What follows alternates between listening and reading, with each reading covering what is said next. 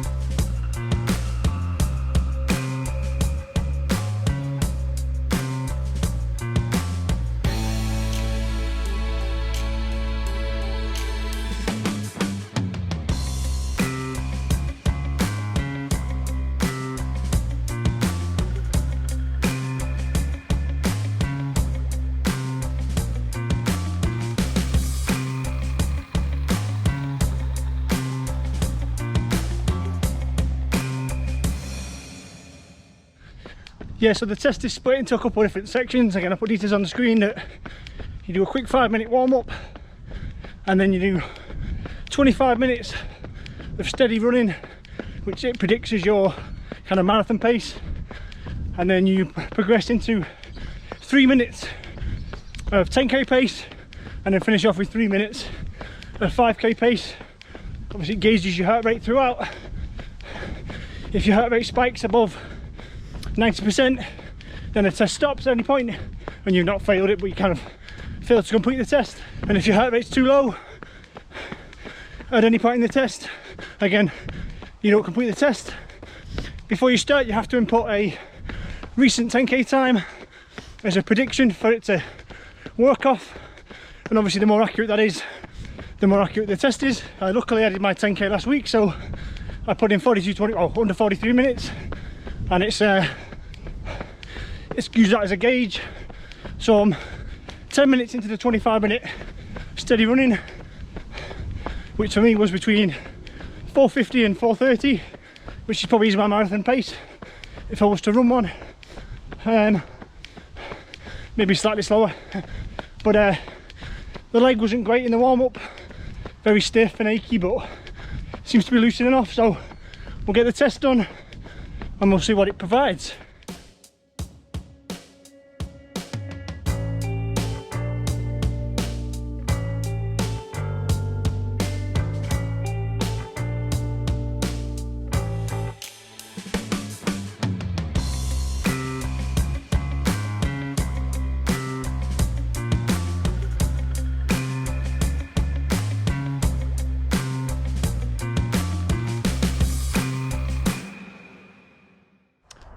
So that's it, test complete. It felt fairly tough, but I think it was because of the heavy legs and the fact that they're a bit jaded from the big workout I did on Friday where I did a long run. But yeah, test complete, managed to complete it. Yeah, there's a couple of caveats that they give you, obviously a pace window based on your 10k time and you've got to stay within those windows. It was slightly annoying, the watch. It was super sensitive obviously in order to maintain accuracy, but whenever you went under tree cover it kind of jumped up and said I was too slow. So then you kind of compensate and then you come out of the tree cover and you're saying you're going way too quick. So it was kind of almost constantly bleeping, especially during the 25-minute steady pace run. That was just like I said, if I had to get between 450 and 430 and I can run in that window all day long without looking at my watch, but it just kept bleeping at me. So but yeah, I managed to obviously pass that stage and stay within the window as an average, and then you move straight into a 3-minute 10k paced kind of segment, which for me it predicted was I think it was 4:30 down to 4 minutes, something like that, which again that is my 10k window at the minute. And then to finish off I had a 5k segment which was sub 4 minutes, so between 3:30 and 4, which again is just at the top end of that is my 5k pace, so pretty accurate. So yeah, so I did the test just to kind of reset, just to check the metrics are still accurate. They're normally pretty accurate on my Coros. I did some screenshots, I'll put them on the screen now. This was pre-run. This is what I was predicted. Obviously it bases that on like weeks and weeks of training. My last say 8 weeks of running, my heart rate data, everything, so it's normally pretty close to reality. I've always found the 5k pretty bang on. My 10k is slightly optimistic. My half marathon's again slightly more optimistic, and my marathon again it's unknown, but that's probably a slightly optimistic as well. But that's why I thought I'd redo this test. Good time as any to do it. So yeah, pre-run everything was a little bit optimistic. 5k was pretty accurate, and the rest was slightly like maybe a minute or two kind of too positive from what I could actually achieve in reality.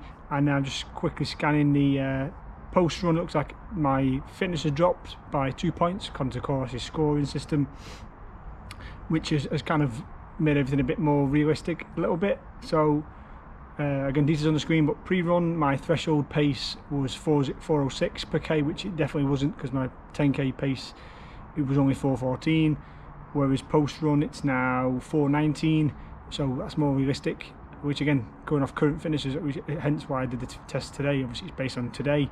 If in a few weeks time when I redo it, it will amend it, but yeah, that's more realistic to right now. I could probably hold a 4:20 for an hour. I couldn't hold a 4:06 for an hour. And then again 5k was bang on, because obviously just recently run the 5k, so 19:35 at the minute. Today it thinks it's more likely to be 20:38, so that's obviously a bit pessimistic. I'm obviously a minute quicker than that generally. 10k pre-run was 4:40.26, which it wasn't, because I can't get anywhere near that. Whereas post-run it's 42:42, and obviously at the minute it's 42:25, so again that's a bit more accurate. Half marathon pre-run was 1:29.59, so it thinks I could do a sub 90 minutes, which was what I aimed for this year, but again not realistic really. Maybe a 1:33 was more accurate. But yeah, post run it's now gone to 1:35.08, which is pretty much my PB, so again more accurate. And then last one, marathon, it reckoned pre-run I could hold a 4:30 pace for 3:10, which again is my current half marathon pace. Was post-run it's now gone to 4:43 per k in a 3 hours 20 minutes. So overall it's kind of reset it a little bit, which was the aim of it. It's always been a little bit optimistic, even though it's based on my training. So hopefully that's helped a little bit. It's kind of reset it to a bit more of a realistic figure. So now when I refer to it, it'll be more accurate.